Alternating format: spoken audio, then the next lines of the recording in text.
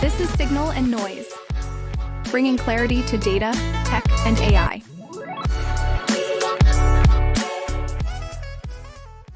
Noise at the Possible conference on day 2. We've actually moved inside because it's piping hot out there on the balcony. We've got Tom Koch here from 12 Labs.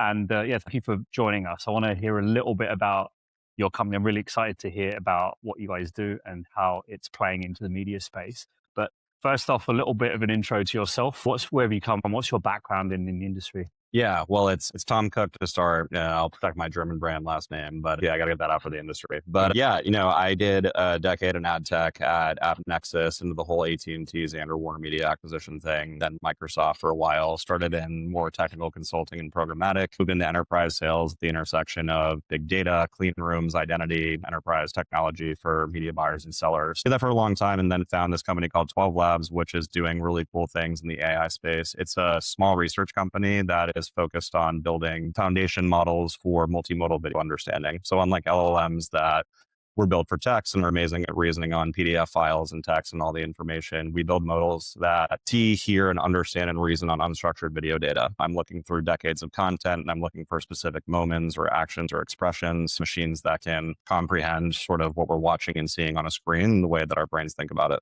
Yeah, wow. Okay, so this feels like already the next iteration of what AI is promised to be, right? It started off as as reading a book or reading the internet, and it will end up in real world. And this feels like somewhere in between that. Yeah, I didn't know this about sort of the world of data before I started this company, but if you look at it by density, video is 90% of the world's enterprise data set. And there's been a lot of attention on LLMs in the world of text and sort of reasoning to become more efficient in our sort of modern day to day. But you think about all of the media operations teams that sit at some of the largest studios in the world that can't find things like Steamboat Willie in the Disney archive because nobody tagged that 70 years ago. Yeah. So there's enormous opportunity for like the editing community, production community, the advertising industry that thinks about how do I segment ads more effectively? How do I make sure that content is brand safe and compliant to bring similar automation and efficiency into the video space? That's the research that we're really focused on. Wow. Okay. And it's all coming out of, like you said, you're a research lab. It's an interesting positioning for a business that's also then going in and segmenting media and doing that. So how does that, do you find that those two narratives help each other, or do you find that they interrupt each other? It's really funny, right? Like we in the ad tech space have like a lot of great marketing decks and like build a lot of applications, but we're an infrastructure company that's kind of showing up in the scene for, relatively the first time. I joined the company in July to start really like building a presence for the business in media advertising. But our co-founders were PhD track students in the United States doing machine learning degrees that were originally born in Seoul, South Korea. So they went back after their studies to do cyber command defense work, looking at large-scale CCTV and drone footage, and realized that like the early transformer model research around what LLMs are, it's not very good at understanding video. The way that an LLM that's built on text looks at video is to take pictures of frames every 6 to 12 seconds, convert that into tokens, and try to guess what happens. If you want to like get better at the model's performance, it's obviously not a great way to understand what's happening in video content. You take more pictures of more frames, and that's really expensive. So we have this like amazing sort of roundup research background to build a business, and then have gone out into horizontal industries where we have to think about how do we productize this? How do we commercialize it? In ad tech, that's how do publishers think about landing segmentation in ad servers and SSPs and DSPs, the world that I come from. So it's a really fun space. Yeah. I'm kind of out ad tech, but still kind of back in it. And the creator economy is exploding. You can imagine that one of the biggest problems that creators and networks have is managing the explosion of UGC data. Right? There's more than 500 million hours of video content getting uploaded to YouTube like on a daily basis. Right. How do you manage all that? Okay, so I had actually an interesting, or what I thought was an interesting point earlier, which was I see a lot of, obviously in ad tech market, you see a lot of businesses that fulfill that promise of classify the thing, segment it, and then push it out for sales. Contextual businesses rife everywhere, and so you sort of alluded to the fact that as a research and infrastructure heavy company, the methodology, the magic is in the methodology almost, as a sort of maybe a more blunt sort of instrument on the other side, which is just classifying a video by words and by its metadata. Yeah, is that right? Yeah, I think the way I think about it as like a OG ad tech person is we started treating video when like, especially when CTV became a thing in like 2017, 2018, then exploded in 2020, was like treating it like text, like treating it like banner ads. You know, we have like genre classification and shallow signals about what's happening in content, but we have no scene level intelligence about what's actually happening on the screen. And so we didn't like re-architect the infrastructure for delivering ads around what was built for the open web. And that's where I see a lot of the opportunity is to get really deep about the content, the expression, who it's built for, to start to personalize that. And like the first thing that we focused on in like addressable TV and CTV inventory was really just like replacing cookies. Like, how do I use clean rooms to match data sets? And that's not personalizing on context, that's personalizing on the user. So I look at a lot of the disruption that will come in the video space is going to be around understanding how to match content and creative to what's actually sort of built in the production house for the consumer itself. Yeah, right. And the technology, because of what it is, it will once you start doing that, it will start to uncover maybe 2, 3, 4 layers of intent rather than just a broad sweeping one. Yeah, I think one of the ones I get a lot, like the pushback I get on this, and there's companies in the market that are doing this, is like, if I get so granular in the content, I'm going to really start to shrink the audience that I'm trying to address. Yes, exactly. But a very basic use case is like, for larger, VOD libraries that contain sports documentaries and sitcoms, sports usually monetizes better at a higher CPM for the publisher. Yeah. And there's so many moments that I would watch in Modern Family of like a football game or a basketball game that goes into an ad break that doesn't get classified as sports to be rolled into that package because it's classified as a sitcom. And so that's a really basic thing where it's just, I'm going to understand the inventory that I actually sit on top of to start to package it differently for media buyers to the benefit of the brand. Those are great moments within warm living room scenes that, Nike could participate in if they knew it was sports. Yep. Okay. That makes sense. I have one question that sort of relates to before we get to the creator economy piece, which you mentioned, and I really want to jump into as well.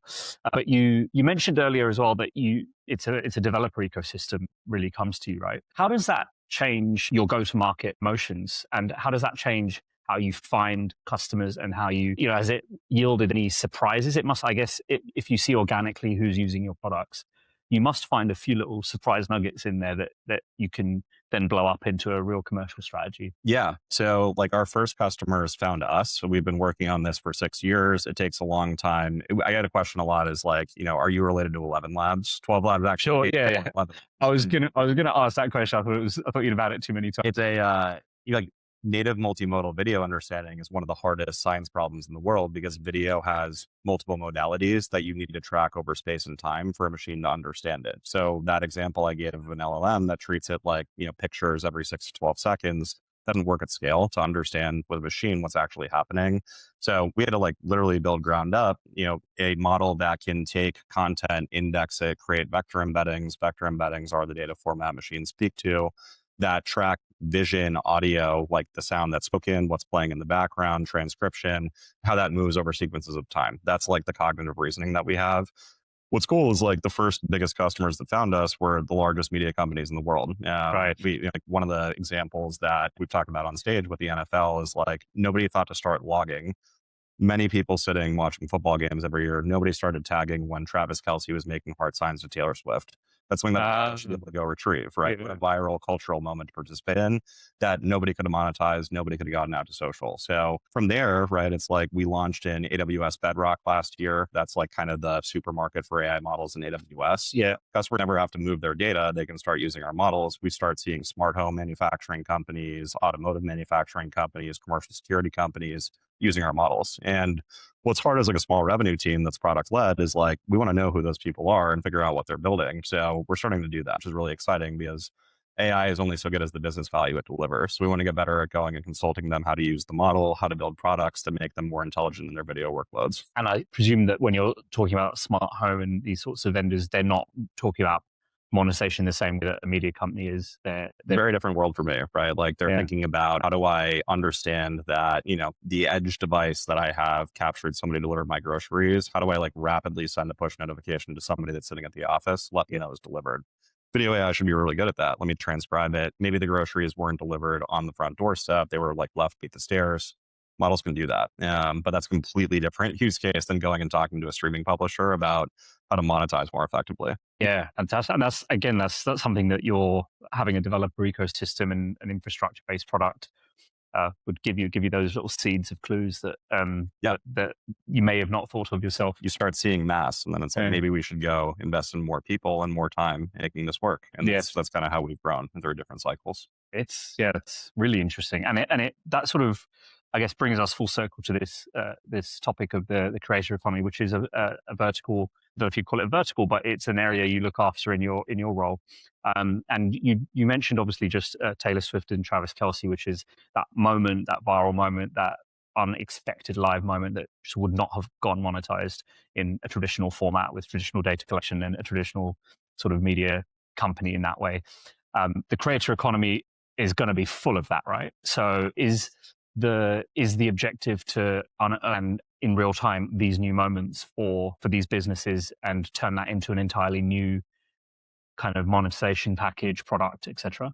I think we've started like really following the path from like content being created to like monetizing that, finding demand for advertisers to match to that, to measuring campaigns, and then these new like AI licensing revenue streams. So if I were to start from the beginning, like the most exciting thing that we announced at NAB last week was we built what we see in the like research community as the first multi-step reasoning agent for video data. So mostly we're an API, we're a developer product, but we built an application for creators, post-production teams to drop in their whole library of footage, chat with it like ChatGPT, and get to a quick sizzle reel that goes in like multiple vertical video formats. So if I'm a creator and think of like Mr. Beast, right? Like I just shot, 3 hours of content. If I'm Signal and Noise, I just shot interviews all day. I want to drop all of that in and get to like a 1 minute sizzle reel and have that in multiple aspect ratios. So that's like content production and what we're doing. Then it's like, I need to go and connect this to brands. I want to make sure that that's brand safe and compliant. People didn't smoke or swear, things that, a Nike as an advertiser wouldn't want the content. You can use AI to automate all of that and look at rules. Then you want to think about like matching brands to creators, right? Like so many problems in networks is that all the network sees is how many followers somebody has and what they generally talk about.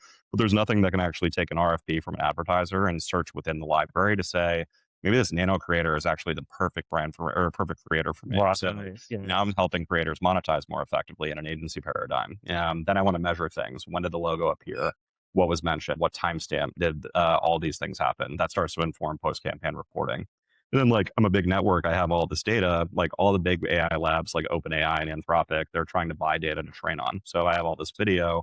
You can't just like raw dump a data file. I need to annotate that. I just say, this is the value of the data you're looking for. I can search for all of that. I can annotate it. And now I can market or commercialize it. So we're starting to like get it, right? Like we kind of have video pain in every step of the workflow. Yeah. All those things are either like human computed or there's computer vision technology, which can tell you what's in a frame, but it can't tell you what happened in the scene. Sure. So that's really where we start to step in and differentiate. Yeah. And I think what fascinates me most about what you're saying there is like just the caliber of tools that are available to, not just multi-million-dollar enterprises, but, individual creators sometimes who are solopreneurs. And I could hear Rio and Brett's ears prick up as well for Signal and Noise when you're talking to your video library. So you may have another customer there, but that's the idea, right? You can almost democratize the idea of talking to video, or doesn't matter how, big or small you are. I think the big changes that we see are both in performance and cost. So computer vision was a great solution, and we still work in conjunction with computer vision models a lot. Think of like brand sponsorship measurement.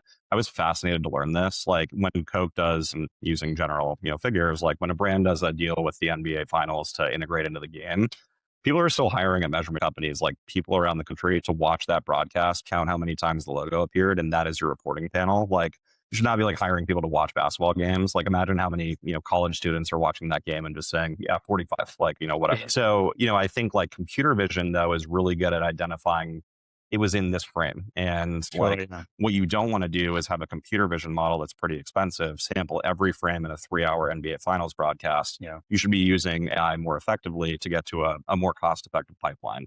Now the performance is there where like models can natively understand and think like our brain, that I can start to add all of these features and capabilities. What didn't exist 3 years ago was both like the performance and being able to reason like that, and then the cost. So a lot of people I talk to were like, I tried this with an LLM, I tried this with a computer vision model. I gave up is the ROI didn't work. It was so expensive that I couldn't sell this at a CPM, or I couldn't inject into my buying workflow because all the ROI broke down. So that's like the really cool thing is a lot of science projects that were treated as failed experience, like now are, kind of like things that we're picking up and doing with customers. Yeah. And it sounds to me like your experience has given you a really good lateral understanding of connecting the dots of all these ambiguous areas you're going into, but that may just turn into something completely different in a year or. Yeah, I would say like the whole App Nexus thing into like AT&T trying to become a media company, and then Microsoft, doing all the things was definitely a good place to learn. Absolutely. Well, look, Tom, it's been an absolute pleasure to talk to you, and make sure you enjoy the rest of Possible. Try to grab some solo time without corporate events, and we'll see you next time. Cool. Thanks for having me.